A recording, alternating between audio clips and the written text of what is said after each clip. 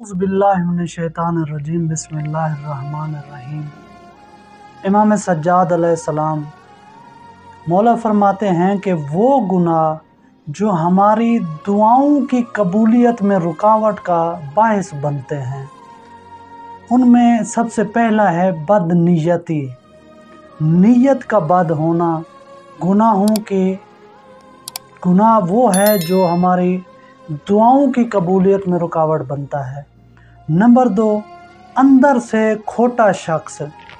Number 3, अपने मोमिन भाइयों के साथ दो चेहरे वाला होना, बाहर से और होना, अंदर से और होना, यानी मोमिन भाई के साथ मुनाफकत करना।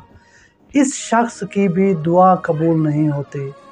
फिर फरमाते हैं दुआ की कबूलियत का यकीन ना होना। मसलन अगर कोई शख्स दुआ करता है और उसे यकीन नहीं होता कि मेरी दुआ कबूल होगी या नहीं होगी, तो उसकी भी दुआ कबूल नहीं होती।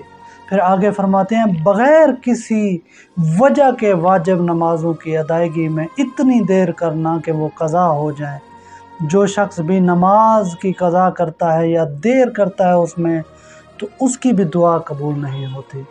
फिर फरमाते हैं कि सदका और कार खैर अंजाम देकर खुदाए मुताल का कुर्ब हासिल ना करना, उसकी भी दुआ कबूल नहीं होती। यानी जो सदका भी नहीं देता और कार खैर अंजाम नहीं देता ताकि खुदा, यानी वो ये अगर अंजाम देगा तो उसे खुदा का कुर्ब हासिल होगा। जो सदका नहीं देता और कार खैर अंजाम नहीं देता, तो उसकी भी दुआ कबूल नहीं होती।